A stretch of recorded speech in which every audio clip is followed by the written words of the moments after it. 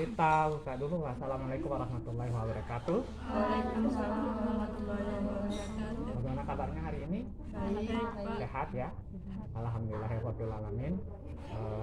Mari senantiasa kita bersyukur kepada Tuhan Yang Maha Esa atas segala karunia, nikmat sehat, nikmat sempat yang telah diberikan pada kita. Karena dua nikmat ini adalah nikmat yang paling berharga, yang paling banyak tidak disadari oleh sebagian besar manusia. Jadi ketika nikmat sempat, nikmat sehat itu sudah dicabut, maka pada waktu itu manusia baru sadar bahwa nikmat sehat dan nikmat sempat adalah anugerah yang sangat luar biasa sekali. Kalau kita perhatikan, kita beruntung di tengah-tengah pandemi ini kita masih diberikan kesehatan. Coba kita lihat, begitu banyak orang-orang di luar sana yang masih tergeletak di rumah sakit. Semalam dapat kabar kan, itu bapaknya Pak Husnil meninggal dunia. Jadi hari ini Pak Husnil tidak masuk, dia pergi pulang ke dusun untuk pemakaman bapaknya. Jadi bapak juga dapat kabar sore tadi, bapak juga meninggal dunia. Jadi kita tidak tahu kapan Allah itu akan mencabut umur kita, dan mencabut ajal kita. Maka semua nikmat yang telah diberikan kepada kita harus kita syukuri, ya, utamanya nikmat sehat dan nikmat sempat itu. Baik anak-anakku, alhamdulillah pada hari ini senang sekali kita bisa kembali berjumpa, karena sudah sekian lama kita tidak pernah bertatap muka, ya, hampir terakhir kita tatap muka itu lebih kurang 2 bulan ya, 1 bulan yang lalu ya, kalau tidak salah. Oke, hari ini kita kembali di minggu terakhir, karena minggu depan kita sudah ujian, ya. Oke, baik, hari ini kita akan coba untuk melanjutkan ke materi yang terakhir. Jadi materi yang terakhir ini berkaitan dengan cerita pendek. Oke, namun sebelum itu, nah di sini kita akan mencoba untuk memahami perasaan, ya, masing-masing. Bapak sudah sediakan di sini ada tiga emoticon. Di sini ada emoticon yang berbahagia, kemudian ada emoticon satu lagi, emoticon yang rasa marah, kemudian ada emoticon yang perasaan sedih. Nah, sekarang kalian silakan pikirkan selama lebih kurang 1 minggu ini perasaan apa yang paling mendominasi di dalam diri kalian. Apakah selama 1 minggu ini lebih banyak kalian merasa sedih, ataukah merasa bahagia, atau merasa marah? Kalau seandainya merasa sedih, mengapa kalian sedih? Apa penyebabnya? Ya, kemudian apa solusinya yang kalian lakukan untuk mengatasi perasaan sedih itu? Kalau marah, apa sebabnya? Apa yang kalian lakukan supaya kalian bisa menahan rasa marah itu? Begitu juga dengan bahagia. Mengapa kalian bahagia? Kemudian apa yang akan kamu lakukan dengan perasaan bahagia itu dan sebagainya. Oke, silakan Bapak berikan waktu lebih kurang 2 menit untuk berpikir kira-kira peristiwa apa yang membuat kalian sedih, marah, atau bahagia. Oke, bisa? Oke, silakan dipikirkan dulu. Oke, sudah? Cukup ya?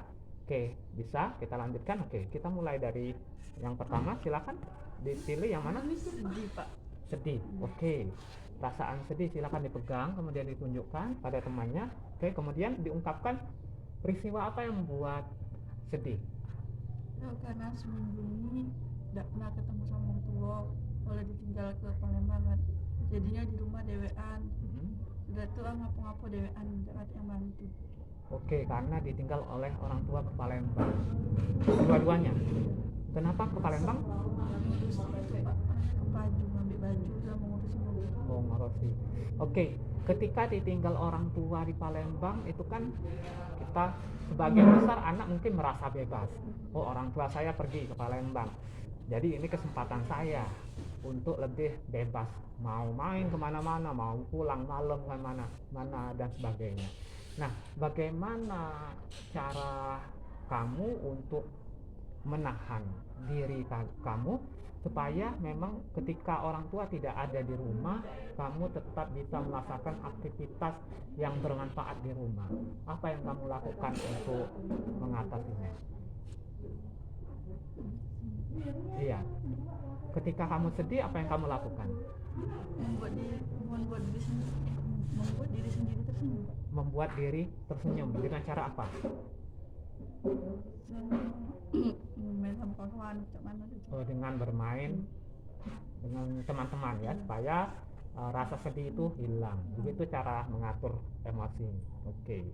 Oke, kita lanjutkan. Berikutnya yang kedua. Yang mana? Yang mana? Sedih. Bahagia. Oke, bahagia. Oke, coba diceritakan peristiwa apa yang membuat bahagia. Punya ponaan baru. Oh, mau punya ponaan baru.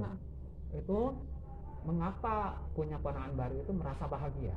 Bagaimana ya, banyak, jadi ada kawan main kan, jalan tuh tidak boleh main sama ibu, jadi mainnya sama ponaan baru. Oh, jadi ketika ada ponaan baru itu mendapatkan keluarga baru, punya teman baru, teman main baru dan sebagainya. Jadi dengan punya ponaan baru, aktivitas kemudian kegiatan yang dilakukan akan lebih semarak ya, seperti itu ya. Jadi tidak, kalau selama ini memang merasa sepi karena tidak ada yang menemani atau bagaimana?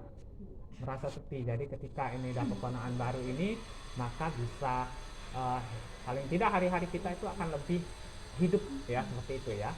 Oke, salah, terima kasih. Kita lanjutkan. Yang mana? Bahagia. Bahagia juga. Oke, bahagia, coba diceritakan mengapa bahagia. Karena sudah menyelesaikan tugas seni budaya. Oh, menyelesaikan tugas seni budaya. Mengapa sangat bahagia ketika sudah menyelesaikan tugas seni budaya? Karena sudah dibuat. Kemarin disuruh Bu Ratna belum buat. Oh, kemarin memang belum mengerjakan, kemudian sudah ditagih, dan akhirnya dengan segala keterbatasan, dengan segala hambatan yang ada, bisa juga menyelesaikan tugas seni budaya itu. Oke. Nah, sekarang ketika tadi diberikan tugas, kan diberikan tugas oleh ibu guru seni budayanya kan. Nah, waktu itu kan memang belum mengumpul, kemudian ditagih ya. Nah, kemudian dalam waktu 1 minggu ini ternyata bisa untuk mengerjakan tugas. Nah, bagaimana cara mengatur strateginya sehingga bisa mengerjakan tugas itu seperti yang dipinta oleh guru seni budaya? Bagaimana caranya mengatur strategi? Kemarin belum mengerjakan tugas itu, alasannya kenapa? Belum tahu apa yang nak dibuat. Belum tahu apa yang mau dibuat. Ya. Oke. Nah, sekarang ketika 1 minggu ini tiba-tiba mendapatkan ide. Dari mana bisa mendapatkan ide itu?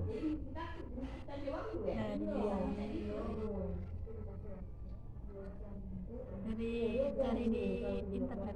Oh, dari internet. Jadi bisa ketika mencari sumber lain bisa mendapatkan ide dan akhirnya bisa menyelesaikan tugas yang diberikan dengan sesuai dengan tenggat waktu ya. Oke, terima kasih. Berikutnya terakhir, gimana? Bahagia juga. Oke, coba disampaikan peristiwa apa yang buat bahagia? Jajan terus, Pak. Jajan terus. Oke, kalau selama ini jajannya bagaimana? Sebelumnya jajannya apa dibatasi atau bagaimana? Dibatasi berapa?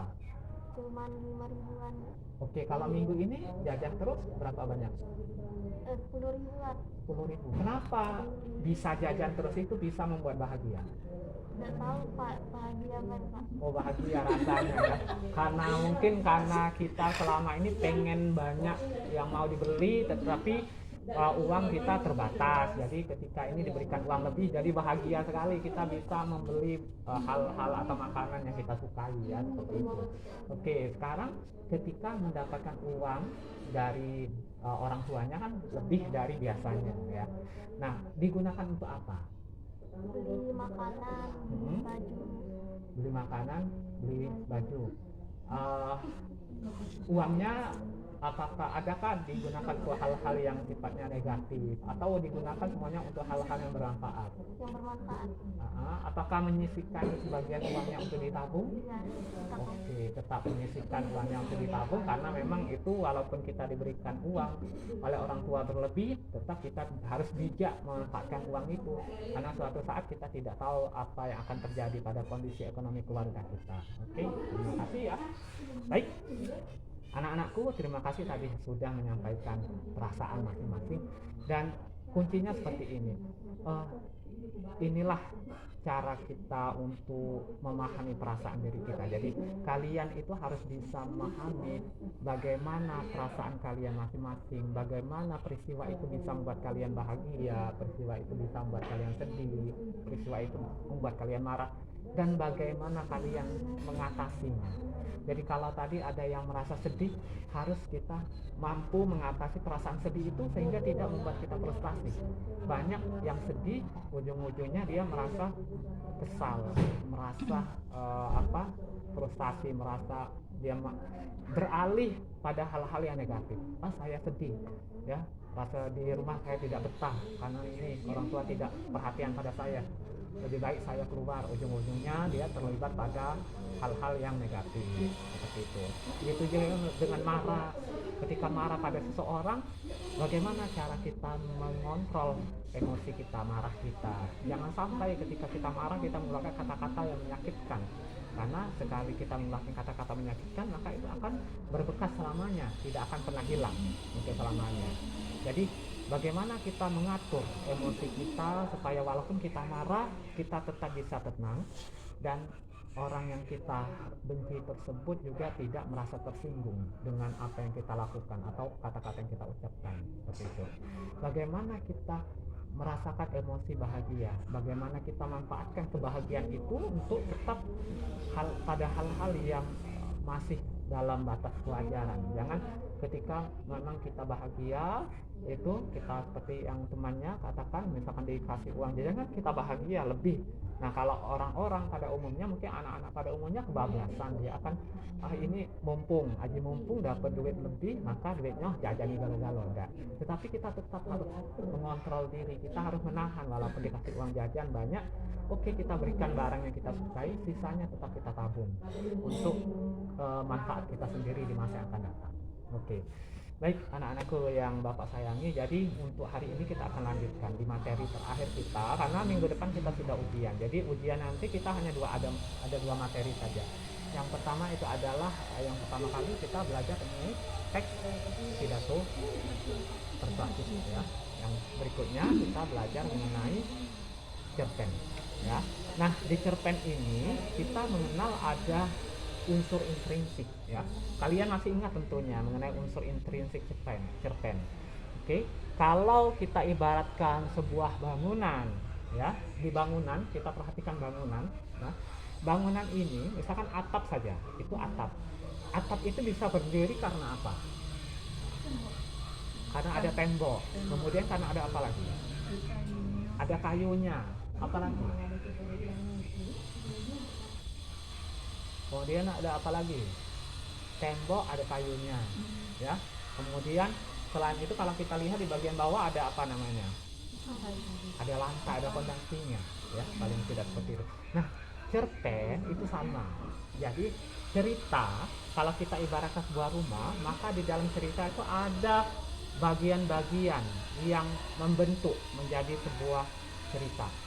Jadi kalau cerita kita mengenal, kalau yang pernah tahu, yang pertama adalah unsur-unsur intrinsnya adalah tema. Kemudian yang kedua ada apa lagi? Kalau kita lihat misalkan di film itu ada siapa?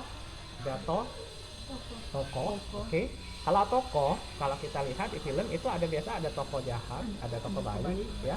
Nah itu disebut dengan penokohan atau sifat, ya.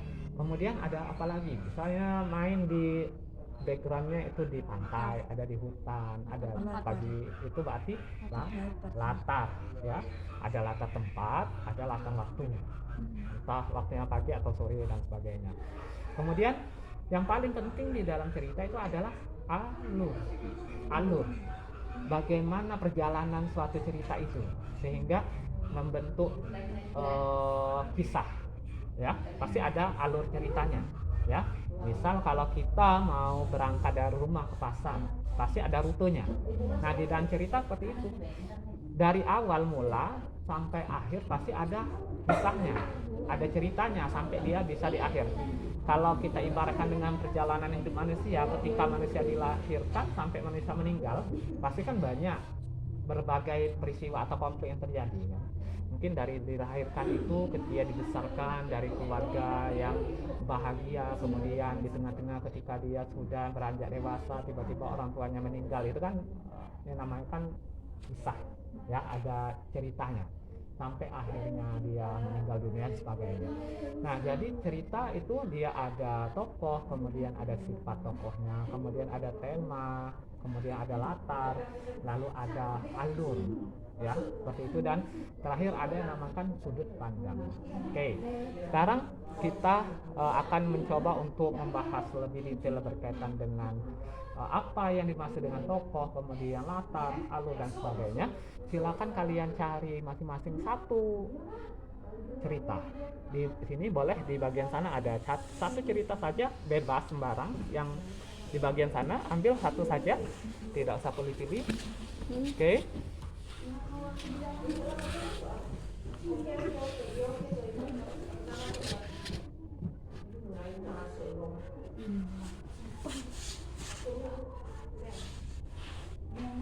Oke, sudah selesai ya. Oke, masing-masing sudah membawa, mendapatkan bukunya. Oke, sudah. Oke, coba buku apa yang di ini? Ayah kuda laut melahirkan. Ayah kuda laut melahirkan. Ini bukunya apa? Membuka jalan baru. Membuka jalan baru. Ini Fungsi udara bagi kehidupan manusia. fungsi udara bagi kehidupan manusia. Sebuah lorong di kotaku. Sebuah lorong di kotaku. Kalau Bapak, ini judul ceritanya Aku Ingin Menjadi Astronot. Nah, ini judul ya, judulnya berbeda-beda. Berarti ini isi ceritanya akan berbeda-beda.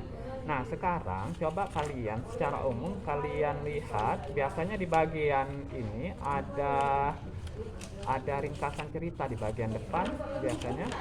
Kalau tidak ada, coba buka di bagian ini dulu, di bagian daftar isinya.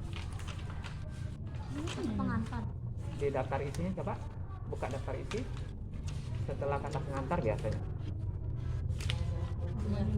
Oke. Nah, di bagian daftar isi itu banyak sekali kan sub-subnya. Nah, coba pilih satu saja.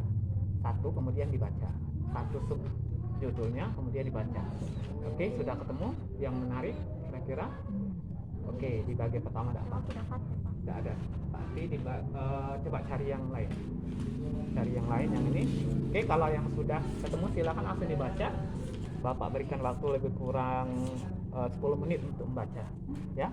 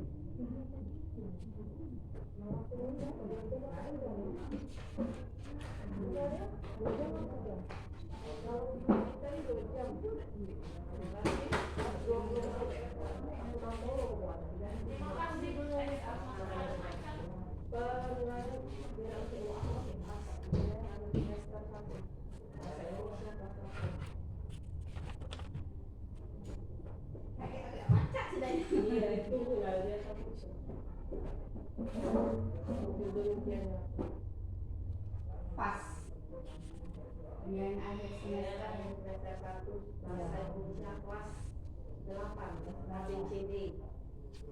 Kan kalau ibu buat alfabet kan tergabung itu kayak ABCD. Namanya satu.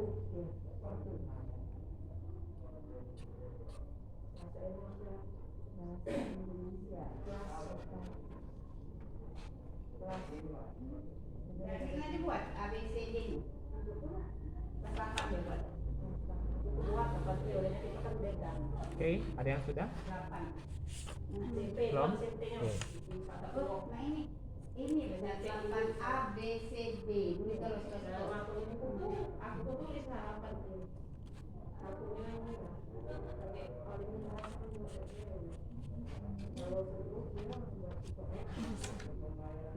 Selesai? Oke.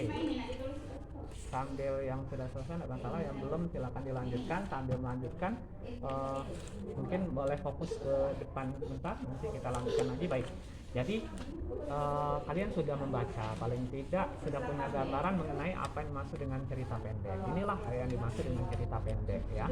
Sesuai dengan yang Bapak katakan bahwa cerita pendek itu punya unsur-unsurnya. Nah, sekarang kita akan mulai dari masing-masing, ya. Misal seperti yang Bapak baca ini, aku ingin menjadi astronot di sini. Jadi cerpen ini karya Tina dan Dini, ya, di sini. Bagian pertama ini ada yang berjudul mimpi jadi astronot. Nah, kita mulai dari yang pertama itu alurnya dulu. Apa kisahnya? Apa ceritanya? Nah, jadi ternyata mimpi jadi astronot ini adalah berkisah tentang Raihan yang disuruh mamanya, ibunya itu tidur cepat, jangan tidur malam. Rupanya si Raihan ini dia asik nonton film.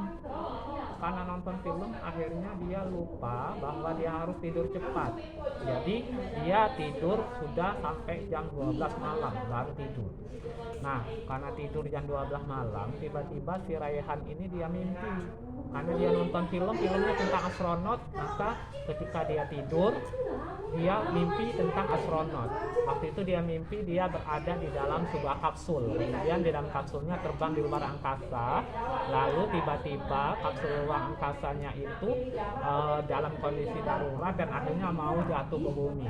Ketika mau jatuh ke bumi, maka si Raihan tiba-tiba terbangun. Dia terhempas, sudah jatuh di ranjang seperti itu. Dan akhirnya ketika dia sadar, dia dia cita-citanya memang mau jadi astronot, tetapi ketika dia mimpi itu dia menjadi takut menjadi astronot karena astronot itu resikonya luar biasa kata dia. Itu alur ceritanya ya. Nah sekarang kita bahas mengenai tokoh. Tokoh itu adalah orangnya, orang yang ada dalam cerita. Siapa orang yang ada dalam cerpen ini? Tadi Bapak katakan yang pertama ada Raihan, yang kedua ada ibu, ya, dua orang tokoh. Nah, kemudian bagaimana sifat Raihan? Bandel. Kenapa bandel? Nah, betul sekali. Ibunya nyuruh tidur cepat, tapi dia tidak nurut. Dia masih nonton. Akhirnya memang karakter Raihan adalah anak yang bandel. Dia tidak mau menuruti perintah ibunya. Oke. Bagaimana sifat ibunya? Karakter ibunya? Ketika Raihan nonton TV waktu sudah menunjukkan pukul semakin malam, ibunya nyuruh tidur. Nah itu ketika ibunya nyuruh tidur, dia perhatian pada Raihan, itu karakter Raihan bagaimana? Karakter ibunya bagaimana? Artinya karakter ibunya adalah baik, penyayang sama Raihan. Ibunya tidak ingin kalau Raihan besok bangun kesiangan karena dia tidur terlalu malam. Oke, itu karakternya ya. Sekarang kita lihat latarnya. Latarnya tadi kalau yang kalian simak itu latar waktunya kapan? Malam, karena dia ketika mau tidur berarti malam latar waktunya. Kemudian latar tempatnya di rumah. Oke, di rumah. Jadi dia ada dua latar waktunya malam, latar tempatnya di rumah. Oke, itu ya, sudah dapat gambaran. Oke, sekarang kita mulai. Silakan diceritakan dulu kisahnya tentang apa? Judulnya? Oke, silakan disampaikan. Isinya tentang apa? Seekor ikan kecil sedang berenang di laut. Tiba-tiba melintas makhluk aneh di dekatnya. Makhluk apa kegerangan? Tanya dalam hati. Dia pun menatap. Langsung disimpulkan saja ceritanya tentang ini seperti itu. Seekor kecil ini sedang berenang, terus tiba-tiba melintas ada makhluk aneh yang di dekatnya. Oke. Makhluk itu mempunyai mirip seperti kuda. Tubuhnya melengkung, perutnya menonjol ke depan. Oke. Penghuni laut itu sekali berkenalan dengan makhluk yang berjumpa ini. Baik. Ikan kecil itu pun bertanya, "Hai, siapakah kamu? Tidak kenalkah kamu denganku?" Kuda laut itu menjawab, "Kuda laut selalu berenang seperti ini." Ikan kecil bertanya lagi, "Mengapa perutmu begitu besar?" Jawab kuda laut, "Ada bayi kuda laut di perut timur akan keluar sebentar lagi. Apakah kamu menjadikan seseorang menjadi ibu kuda laut itu?" Jawab seseorang laut berkata, "Bukan saya ingin menjadi tetapi menjadi ayah." Oke. Ikan kecil pun terkejut. Ia berpikir, bagaimana mungkin kuda laut jantan bisa melahirkan. Tiba-tiba kuda laut berkata, "Lihat, anakku akan segera keluar." Tubuhnya laut ini mulai membungkuk dan memuncang. Seseorang bayi kuda laut itu keluar satu persatu dari perutnya. Mereka langsung berenang dengan baik. Ayah kuda laut pun berkata pada ikan kecil, "Sebetulnya ibu belum akan menghasilkan telur." Oke, jadi intinya cerita itu tentang seekor ikan kecil yang dia berenang, kemudian dia bertemu dengan kuda laut, dan dia bertanya kepada heran mengapa kuda laut itu tidak memiliki ibu. Jadi ternyata kuda laut itu dia berasal dari seorang ayah. Jadi dia ayah sekaligus menjadi ibu karena dia tidak perlu pasangan. Itulah kehebatan dari kuda laut. Jadi dia bisa memproduksi hormon sendiri, memproduksi telur sendiri sehingga bisa melahirkan tanpa pasangan ya. Nah sekarang Boleh ganti enggak? boleh. Tokohnya siapa di situ? Si cantik tokohnya Pak. Tokohnya yang dibaca ya. Ayah dan kuda laut. Ikan itu ada namanya enggak? Tidak ada. Oke. Kuda laut. Kuda laut. Oke, sekarang bagaimana karakter ikan? Ikan itu Ya, karakternya dia tadi dia bertanya-tanya kan? Berarti karakternya Heran, penasaran. Mengapa bisa tanpa ibu dia bisa melahirkan? Oke, bagaimana karakter kuda laut? Kuda laut menjelaskan kan? Menjelaskan yang telah terjadi. Oke, karakternya berarti dia menjelaskannya dengan marah atau dengan sabar atau bagaimana? Dengan sabar. Dengan sabar. Kuda laut berarti dia memang baik, dia mau menjelaskan pertanyaan keheranan dari ikan tersebut dan menjelaskannya dengan sabar. Oke, sekarang latarnya di mana? Bilang Latarnya di laut. Ada latar waktu? Tidak? Tidak ada. Cuma ada latar. data tempat. Oke, ya. Cukup. Kita lanjutkan boleh? Silakan.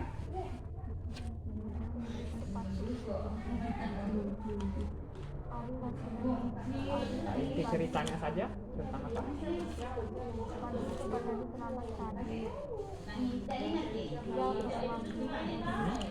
Dan datang seorang senang sepatu anak kecil laki-laki. Di pinggir tempat dia mencoba menawarkan jasanya pada orang lain. Oke. Sepatu Rahmat berjalan ke sana kemari sambil menyampaikan maksudnya. Akan tetapi di antara mereka tidak seorang pun bersedia sepatunya disemir. Situasi yang belum menguntungkan tidak membuat anak itu putus asa. Lalu Pak Kadi pun dengan suara perlahan yang mengulangi lagi pemohonannya agar bapak itu mau disisir. Oke. Mendengar hal itu Pak Kadi pun tergugah. Baiklah, kata Pak Kadi sambil membuka sepatunya. Sepasang sendal itu disodorkan anak itu ke depan kaki Pak Kadi. Silakan sampai di depan, kata Pak Kadi dengan sopan. Dari dalam peti kecilnya anak itu mengeluarkan perangkat menyemir seperti sikat sepatu dan kaitan. Selain itu disemir yang berwarna hitam, selanjutnya anak itu mengelap sepatu dengan sepotong kain. Kemudian telapak tangan kirinya masuk ke dalam lubang sebuah sepatu dan tangan kanannya mengambil sikat sepatu. Dipilihnya untuk ke permukaan semir. Sepatu peranakan digosoknya kulit sepatu itu secara berulang. Tampak sepatu berwarna hitam. Oke, jadi inti ceritanya tentang apa? Tentang Pak Kadi yang mengatakan kenyataan anak itu dengan apa. Oke, sekarang tokohnya siapa saja? Pak Kadi, anak Penyemir sepatu. Sekarang bagaimana karakter anak penyemir sepatu? baik dan tangguh. Baik dan tangguh. Oke, bagaimana karakter dari Pak Kardi? Baik juga. Baik juga. Oke. Sekarang latarnya di mana? Latarnya di tempat ruang tunggu kantor. Di ruang tunggu kantor dan sebagainya. Oke ya. Baik. Jadi nggak apa-apa dua. Ini nanti kita lanjutkan ya. Nah, tadi kita sudah membahas ada yang namanya tema, kemudian ada yang kita bahas tadi ada tokoh, kemudian ada sifatnya karakter ya. Kemudian ada latar kita bahas, kemudian ada alur ya. Alur cerita itu maksudnya tuh masalahnya yang ada dalam cerita atau konflik atau klimaksnya. Nah kemudian ada yang satu lagi itu namanya sudut pandang. Nah coba diingat saja sudut pandang itu adalah bagaimana pengarang menceritakan kisah tersebut di dalam tulisannya dengan menggunakan kata ganti. Jadi misalkan kalian pernah baca ada menggunakan kata aku di dalam cerita atau menggunakan kata saya ya itu atau menggunakan kata aku kata saya itu namakan sudut pandang orang pertama aku berarti kalau dia pakai kata aku disebut itu sudut pandang orang pertama. Kemudian kalau dia menggunakan kata dia atau nama orang pernah dengar dia, kemudian si Pak Kardi, nah itu ya seperti itu berarti sudut pandang orang ketiga Ya, jadi perlu diingat sudut pandang orang pertama, sudut pandang orang ketiga. Sudut pandang orang pertama itu adalah aku, saya. Sudut pandang orang ketiga itu adalah dia. Ya. Nah, sekarang kalau seandainya di dalam cerita itu ada yang menggunakan kata aku, kemudian juga menggunakan kata dia. Aku, dia, aku, dia, aku, dia. Nah, itu sudut pandang orang keberapa yang digunakan? Apakah dua-duanya atau cukup satu saja? Tetap satu saja. Nah, cara melihatnya, kita lihat cerita itu sebagian besar dia lebih banyak pakai sudut pandang orang pertama atau sudut pandang orang ketiga. Misal seperti ini. Aku melihat dia pergi dari rumah menuju sekolahnya. Di tengah jalan, dia ternyata menyimpang menuju ke sebuah tempat. Aku mengikutinya dari belakang. Kulihat dia ternyata nongkrong bersama teman-temannya di tempat itu. Ya. Aku kemudian segera merekam kejadian itu, lalu aku pun pergi ke sekolah dan melaporkannya kepada guru. Sekarang tokoh utamanya aku atau dia? Aku. Kalau aku berarti sudut pandang orang pertama. Berarti cerita itu adalah sudut pandang orang pertama, walaupun ada kata dia, ya. Kecuali kalau dia, ya. Kalau dia di awal sudah dia berarti sudut pandang orang ketiga. Oke. Itu sudut pandang. Sekarang kalau berkaitan dengan tema. Tadi kalau cerita ini misalkan tentang aku ingin menjadi astronot, berarti temanya ini mengenai cita-cita seorang anak. Nah, kalau ini ayah, kuda, laut, melahirkan, berarti temanya tentang apa? Tentang ayah yang melahirkan. Tentang ayah yang melahirkan. Kemudian apa? Bertanya demi mencapai cita-cita. Berarti temanya tentang cita-cita seorang anak dan sebagainya. Itu artinya tema itu inti dari cerita itu tentang apa, itulah disebut dengan tema. Oke. Kemudian ada yang namanya lagi, satu lagi amanat. Amanat itu artinya pesan yang ingin disampaikan. Ya. Jadi kalau cerita ini pesan yang ingin disampaikan di bab pertama itu dikatakan bahwa jangan tidur larut malam. Itu pesannya. Ya. Mungkin ini apa pesannya? Bisa mungkin pesannya bahwa tidak ada sesuatu yang mustahil karena seorang ayah tanpa ibu bisa melahirkan, ya. Mungkin pesannya bisa kita harus apa? Harus terus berjuang untuk meraih cita-cita dan sebagainya, ya. Itu pesannya.